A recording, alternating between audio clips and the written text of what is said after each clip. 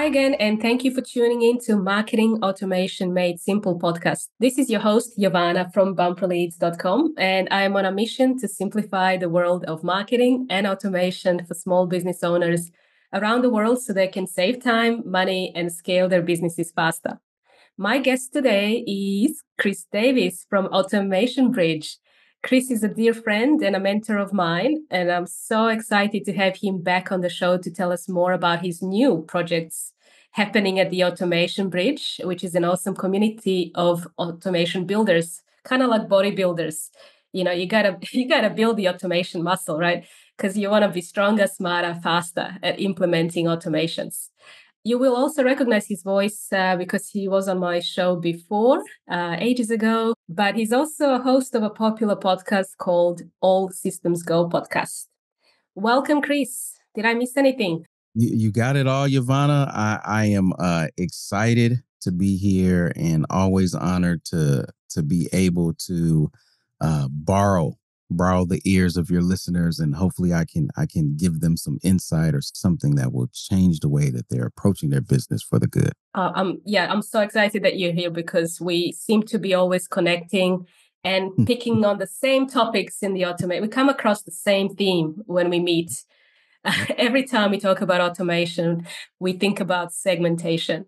And segmentation is one of the biggest topics, I guess, on your mind as well, and some of those projects that you're getting yourself involved in.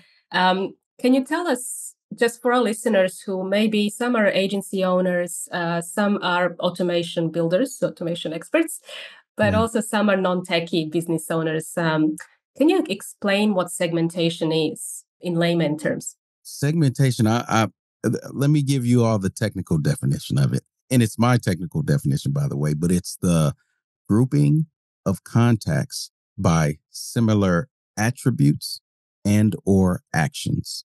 All right. So that's the technical version. And everybody was like, attribute and action grouping. What does this mean? Think of it like this. You are more familiar with segmentation than you realize. You do it. You not just do it, you prefer it more than you realize. And here's an example that will land home with everyone.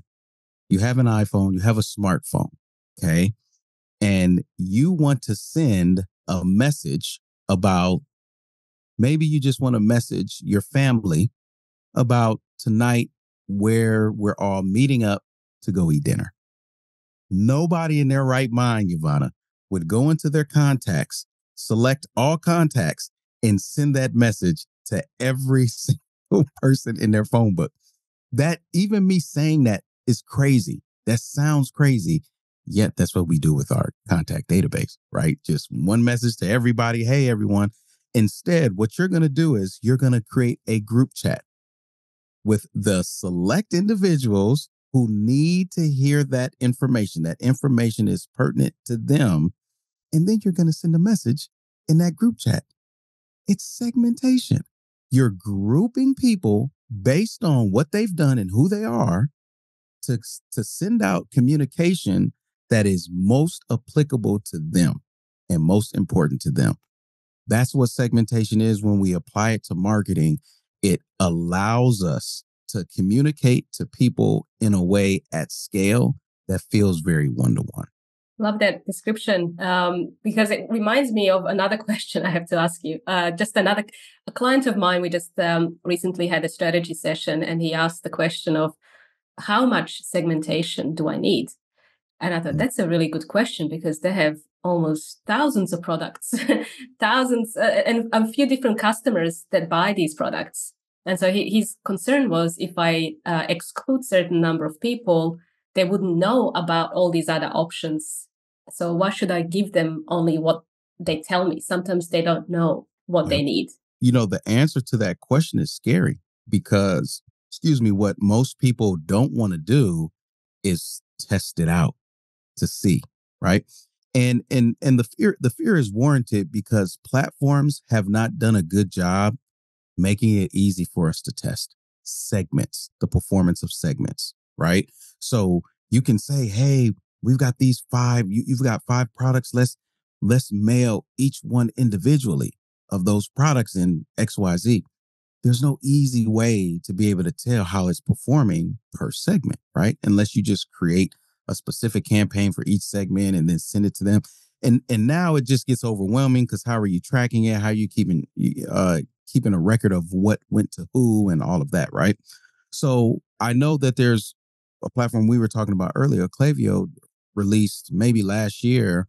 You can send a campaign to a variety of audiences, and then it will break down how each audience performed per that campaign. Yvonne, last year was 2023.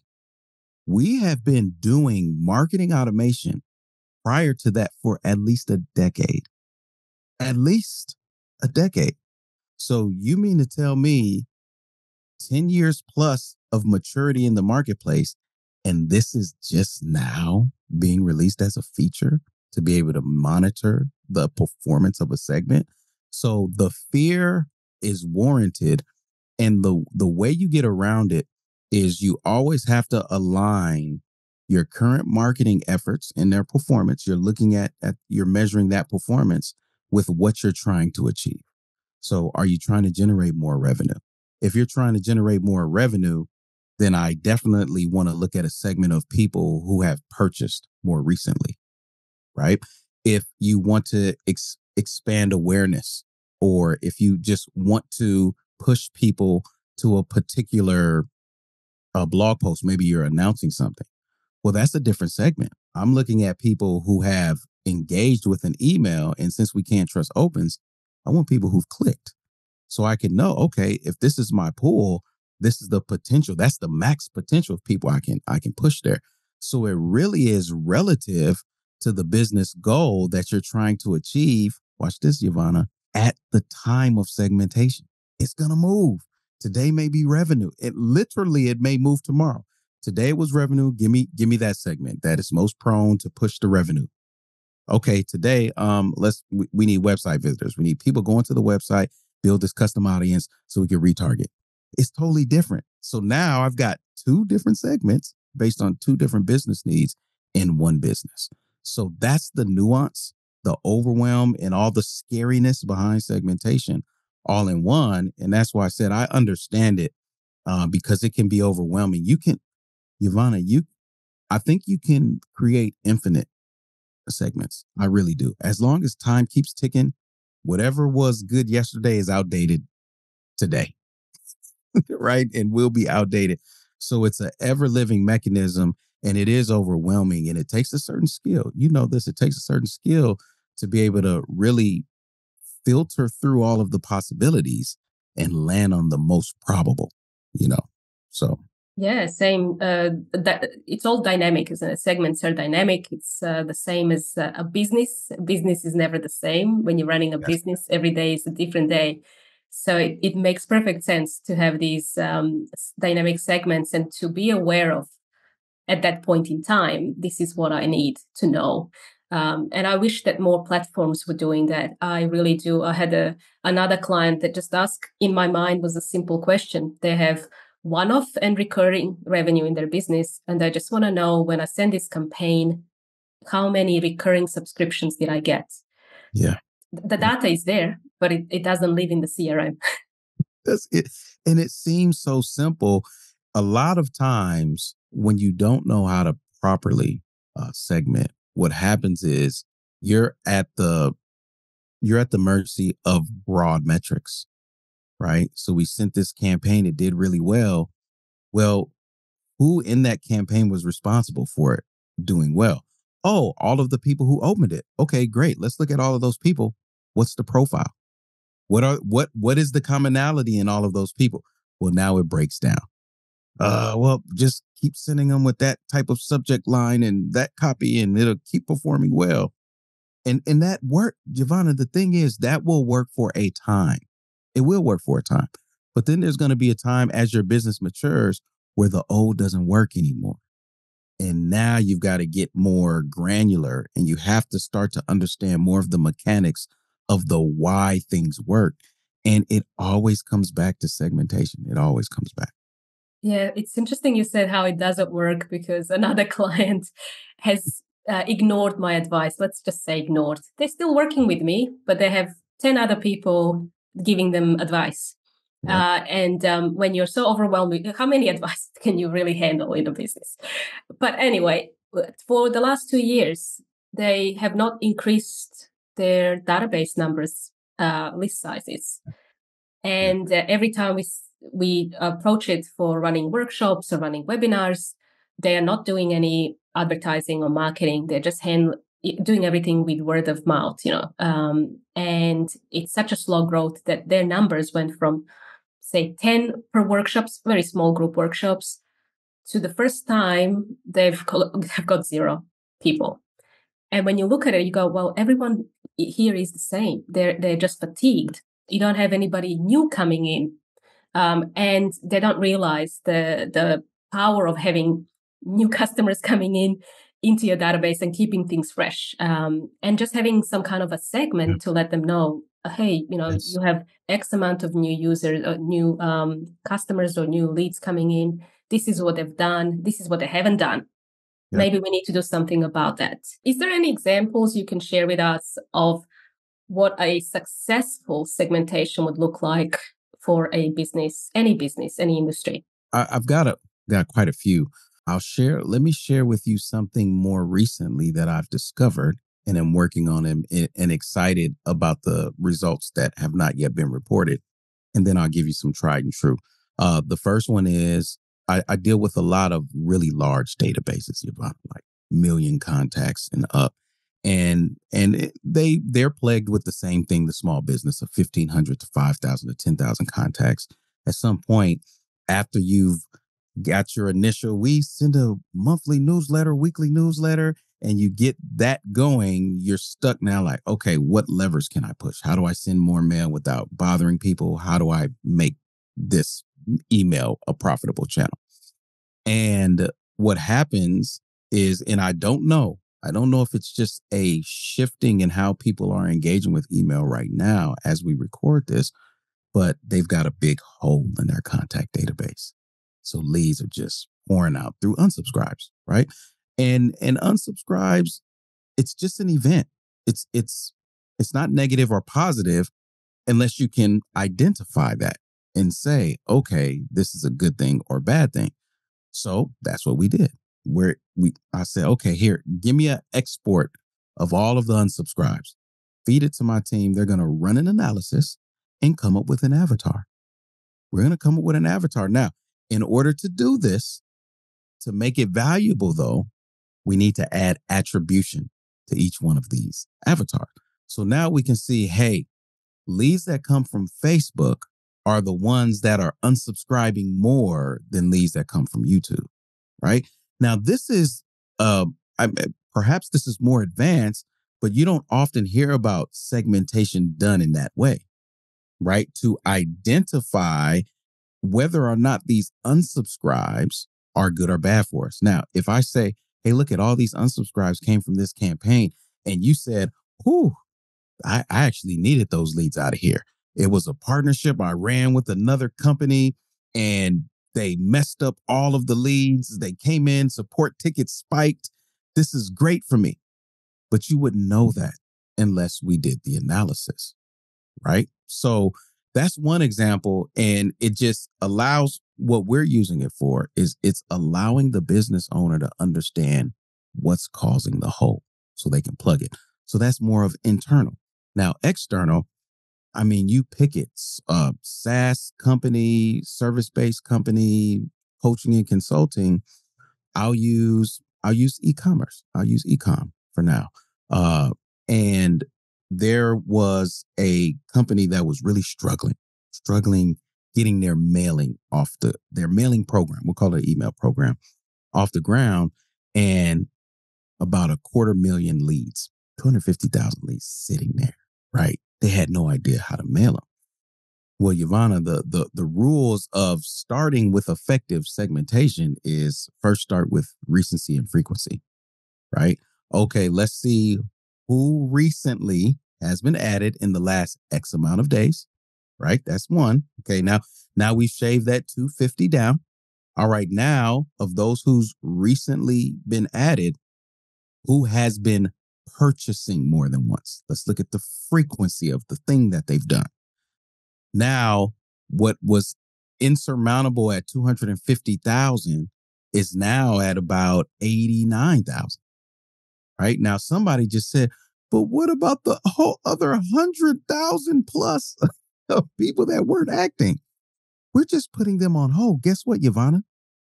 You weren't capitalizing on them anyway, right? In your head, maybe you thought that I'm emailing everybody, but just look at the data. It's not working. So let's take this pool of people that have proven more recently, I have done a thing, and now let's start to market to them. So now I've got this pool. So remember, recently added, and their frequency of doing the particular thing, which for this e-com was purchased a product. I wanted people who purchased more than once, right? I'm looking for a very specific group of people. Now we take those people. What do? Run an analysis. Unfortunately, it's kind of hard to do it. I was using Active Campaign at the time, and it's impossible to run an analysis to see of that segment what products did they purchase. So now I've got to do an export, pivot table, all of this fancy stuff. And you start to see, Yvonne, of the most recent people that have been added to this database that have purchased a product more than once, there were 3 top products. 3 top products, Yvonne. So I'm getting excited because this was really fun to do this. So we take the segment of the 3 segments and just push the same product. The same since they had purchased more than once, we're just going to assume 3 times or 4, whatever is a charm. Same product to all of them. Money. All of a sudden, I think they were making like 8,000 total in a month. Now we're making that with one mailing. A single mailing, we're now making that, right? So then I say, well, look, if these products are so great, what if we just added it to every new lead? When a lead comes in, let them finish up whatever they came in for, and then put this product. Let's just do all 3 products. Product 1, product 2, product 3, just back to back, and see what happens. Before you know it, now we're churning out 10,000 a week. You go from 8,000 lifetime to almost 50K a month. And then you start to look at these trends and you do the same thing over and over. It's beautiful. And I just I don't know, Yvonne, I can't tell you how I would have done that without segmentation. I really don't. Like it would be a riddle for me to solve for myself that I can't solve for myself. You know? So those are just 2 examples, and maybe they were a bit exhaustive and maybe too advanced. So let me throw a real basic one out there. Event, you came to an event, you either attended or you didn't, right? If it's an online event, you had a webinar. Afterwards, you follow up with the people that attended with perhaps a replay or whatever you offered on the webinar. And the people who didn't make it, maybe you ask them to register again, right? Or you say, hey, I'll give you the replay as well. So we all know that. But what about this, Yvonne? Remember, frequency. You've run the webinar a few more times. Maybe it's a monthly thing. And now you're seeing people who have attended 3 and people who have missed 3. Now you have an opportunity to make an educated decision. Do I want to keep inviting the people who have not gone to the last 3 webinars? Do I want to invite them? Or do I really want to do something special for the people that have gone to the last 3 webinars? Maybe I invite them to something more exclusive, something like that. So you've got more basic applications to more advanced, but either way, it's a playground. It's an environment. Let me say a playground for us. Those who know how to do it responsibly, that won't come home with sand in your hair and in your underwear and all of that. The sand will stay where the sand needs to be, but we can play responsibly in there and really have fun and figure out how to scale. Wow. Yeah. I was just thinking, you use segmentation really to amplify what's working. You don't use it to just eliminate and unsubscribe and delete and remove. Yep. You're actually using it to find golden nuggets in the business to Absolutely. then multiply, amplify, and make this big difference. And like the example of webinars, one one client, actually, most of the people who run webinars, I always ask them how many attendees return to come back and watch the same webinar again. And it's just, you just hear crickets. I don't know. I hope everybody. I don't know. I'm just happy that there's somebody here. Yep. Yep. And for those who are listening, you obviously you can watch this interview on our YouTube channel as well. But you can see Chris is wearing a T-shirt with the tagline that says "Automate responsibly." Yes. Yes. And I love how you use that language, automate responsibly. The dedication to being just responsible. But yes, I mean, I agree with you with all of those segmentations. We're using it to amplify the growth of the business. More businesses need to get on board. More platforms need to get on board with segmentation, right? Yes. We are, as you said, in 2024, we should be at a point where we can use AI almost to instruct this CRM tool that we're using to generate these types of segmentation outcomes for us. Absolutely. What do you think about AI coming into this picture now in the automations? Because you've been doing this for a very long time. You've seen this journey in the automation space from zero to where we now with AI. It makes me feel old. I'm still very young, and it humbles you. It humbles you because it's evolving. Technology is evolving so fast that those who were once ahead of the curve, you just look down and tie your shoes and look up and everybody's past you. And you're like, oh my gosh, I got to catch up. And that's how I feel with AI. It's always been there. Machine learning, predictive analysis. It's been there. It's been there. And it's been powering the applications that we use for years. It's just never been used in a generative state that we're able to use it now. Now, instead of it being programmed inside of the platforms or enterprising having exclusive access to it, now the average person can generate something using it. That's a game changer. And now you have people wondering, oh, I'm going to hire this copywriter or ask ChatGPT or Claude or, insert whatever tool you're using. And it's really shaking things up. And the result of it has been, if I'm honest, a lot of mediocre marketing and content saturation. Because I can go into any tool right now and say, hey, give me 30 social media posts about segmentation this year and ideas for images. And in fact, use a plugin to create the images, right?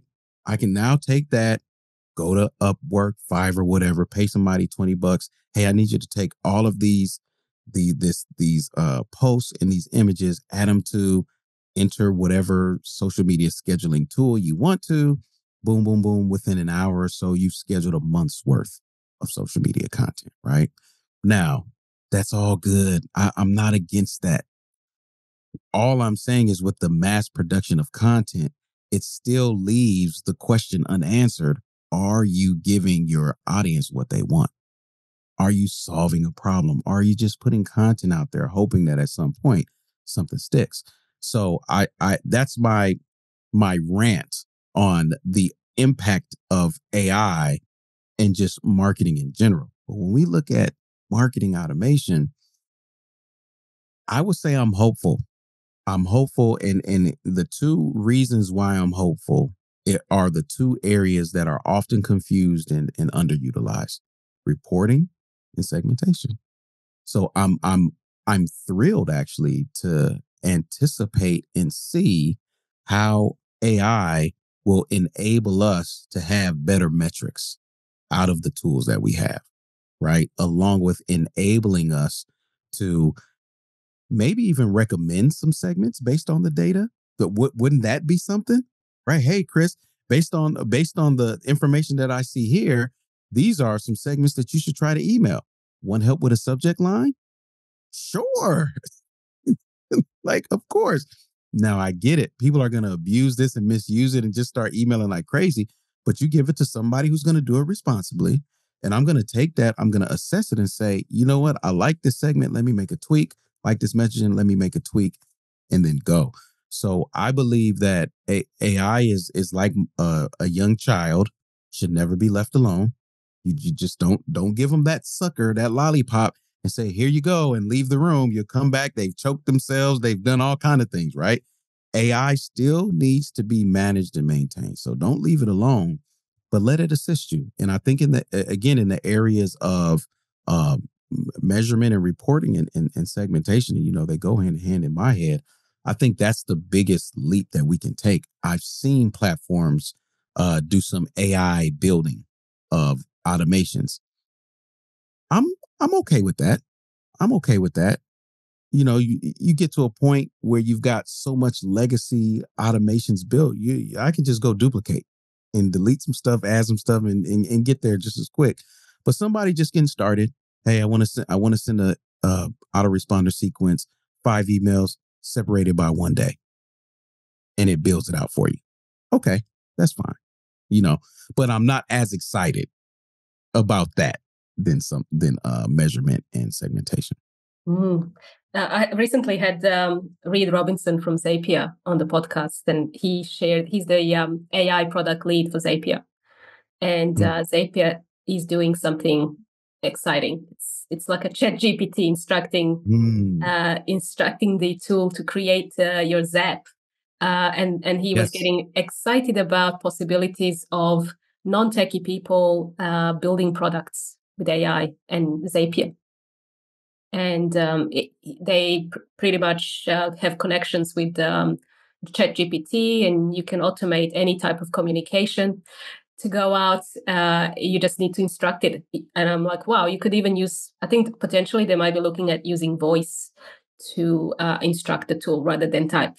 Who wants to type Right. anymore?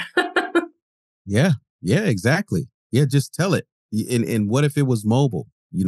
And now that you say that, I've used Zapier's AI to build out a workflow, and I did enjoy it. It saves. So just when I say I'm not as excited about automation building, I am, because here's the truth. Here's the truth. I'm so glad you brought that up so I can correct myself, Ivana.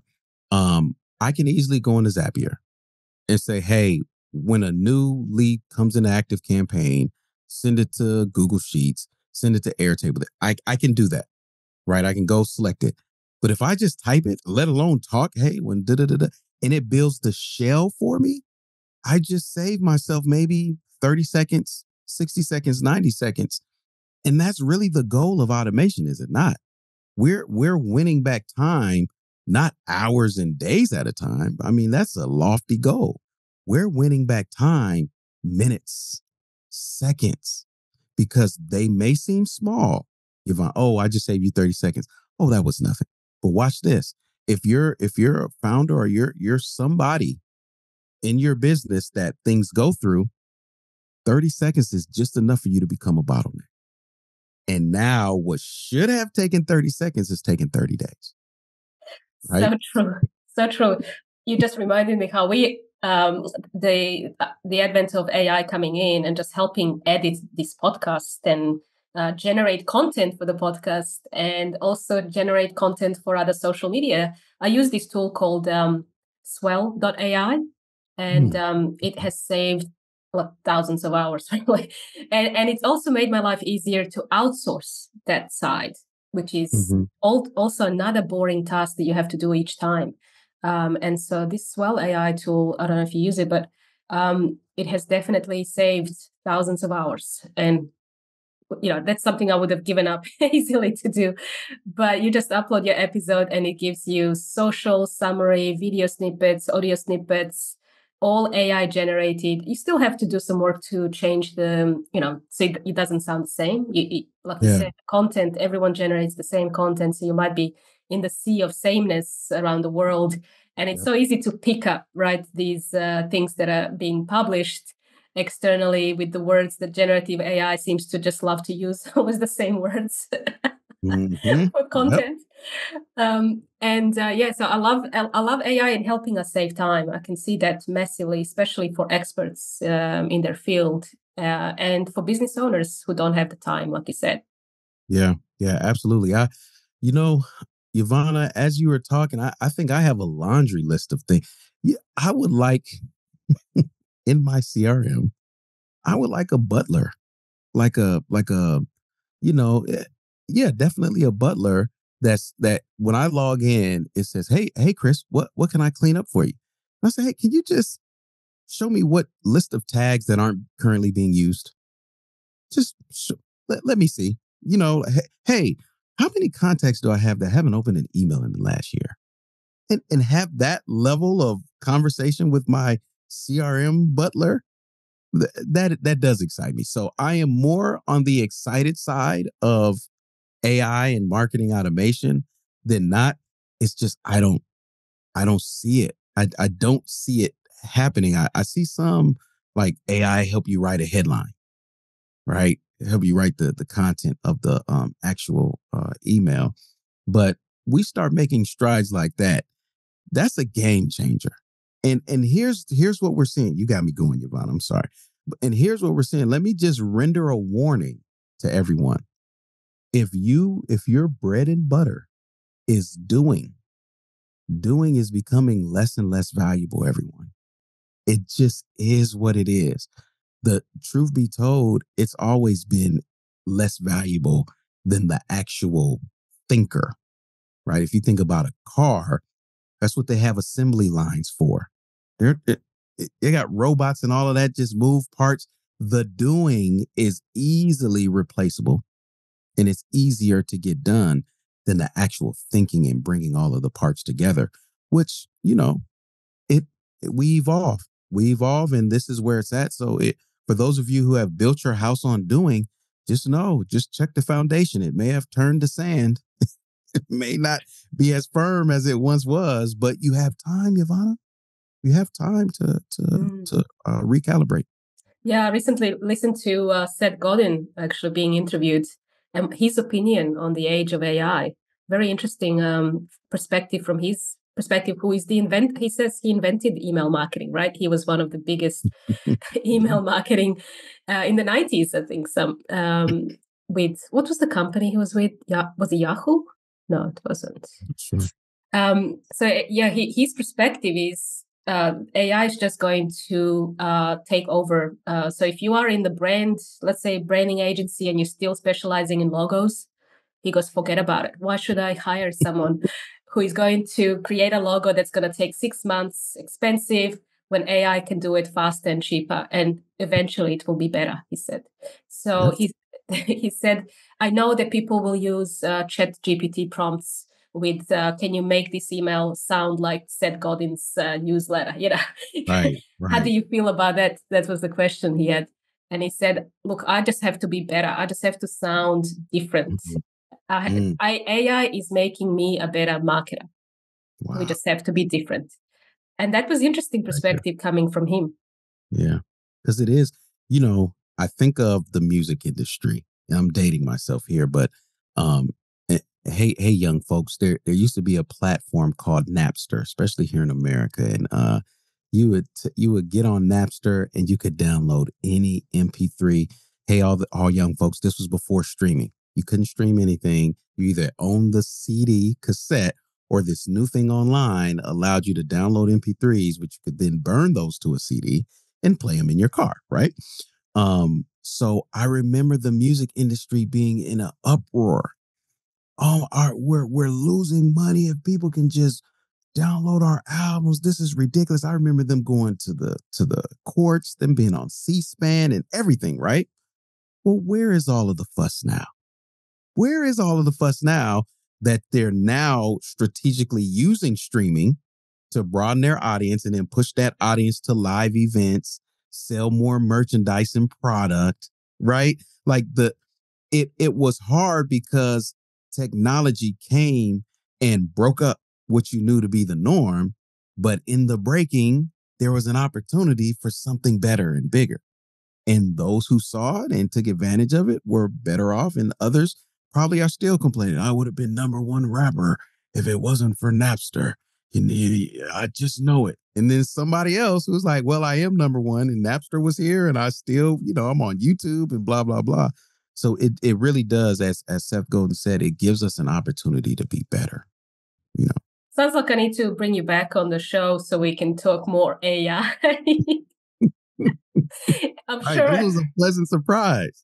it will advance. Maybe in about 3 months' time, everything we talked about today was Yep. complete Yeah, change. right. Somebody will listen to this maybe just a month from now. I'm like, I don't know what he's talking about. I can do all of that. Right. These people are old. Cassettes? What? Right. Yes. So I have one last question to ask you, which is really one of the things that in the automation industry, in the MarTech business, there seems to be this whole argument about, do I use custom fields? What's the purpose of tags, lists? These are all the ways and mechanisms we have at our disposal, depending on the tools and CRMs that people use. But what is your definition of what are your thoughts, I guess, on using tags versus custom fields? Because that seems to be more common. Yeah. Everybody. Yvonne and I have been connected for a while. She was one of the first students of mine. And because of that, I am about to reveal a saying that I haven't even revealed on my podcast yet. Okay.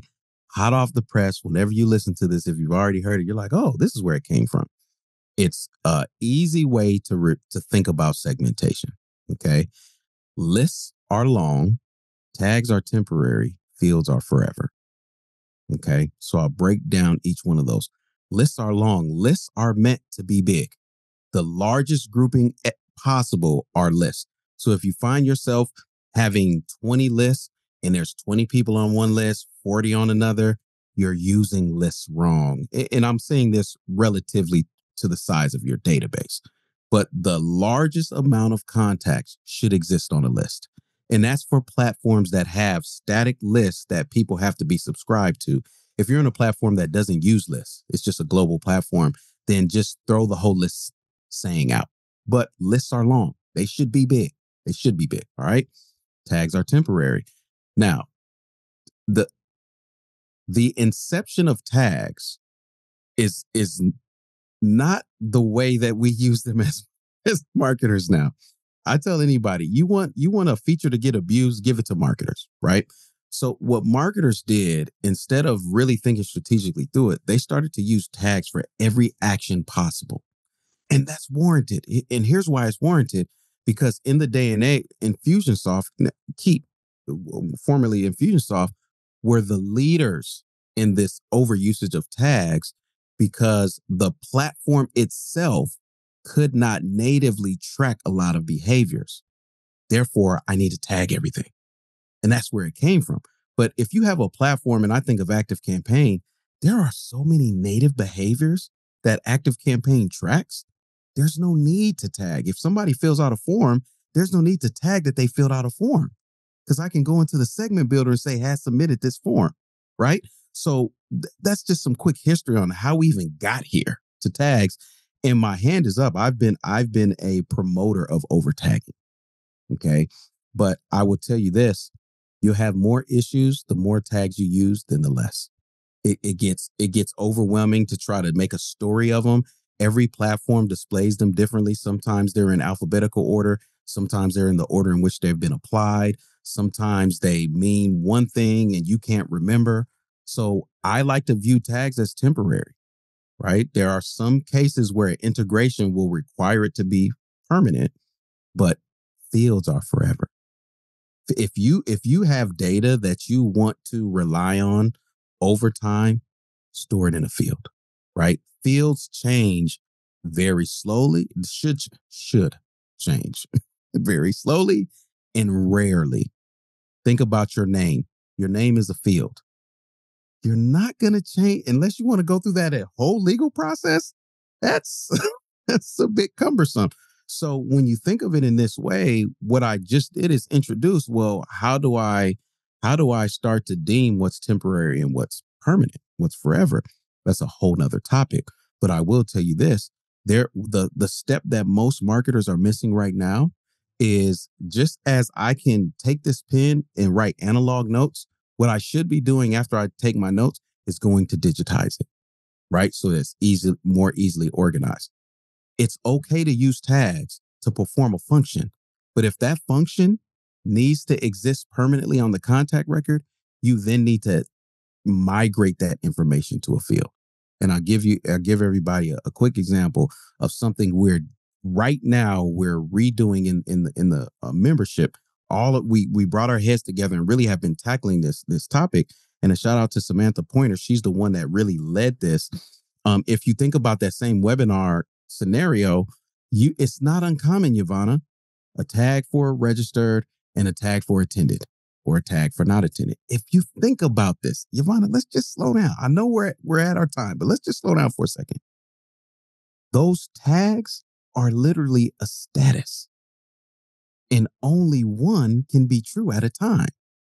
And since tags can have multiples, you run in the risk that somebody has two tags or three in a situation where the status can only be one. So now we say, hey, amongst us peers, we said, why not put that in a custom field? It's okay to have a tag that triggers the automation because the integration requires it. But why not have the name of the webinar as a custom field? And in the dropdown, it's registered, attended, no show, or whatever other status you want. And that's if you want it to be permanent. So now when I look at the contact record and I can group those fields, expand and collapse them, now I can just click on events, see all the events that I ran, and see who attended on that contact record, see which events they attended and what status. That's a lot more informative and effective than a bucket of tags that you're shifting through and trying to figure out. And the last thing I'll say this, the reason why I say fields are forever is because the more data that you have in a custom field, the easier it is to move it. The last thing you want to do, Yvonne, and you know this, Yvonne, one of the most time-consuming, make my hair gray and fall out processes is migrating tags from one platform to the other. Making sure every tag goes over to the right contacts in the new platform. Just don't even try it. Don't. It just won't work. You're just going to end up being like, you know what? I'm just going to start over. Don't need any of those tags. But if that permanent information is in a field, it's much easier. Every platform has fields, every single one. So that is hot off the press. That's actually a future podcast episode that I had to plan to schedule.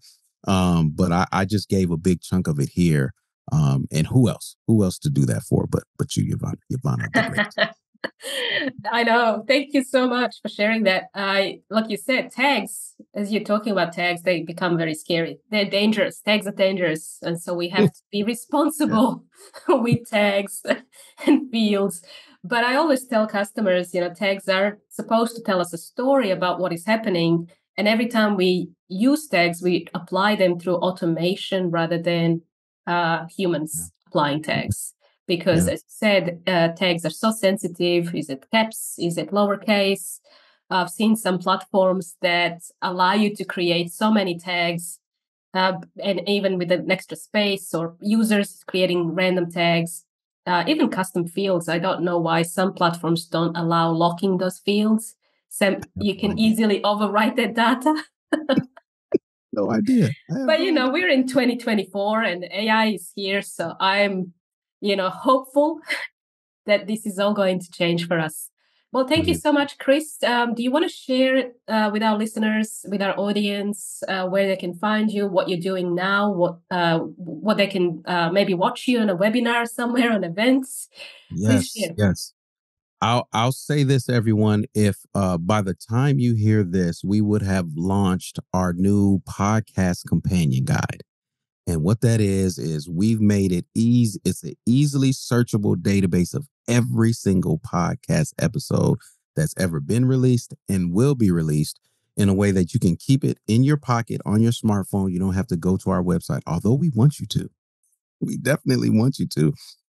But you'll be able to claim that at automationbridge.com/bumper leads. And if you land on that page and see some other offers, feel free to take advantage of that.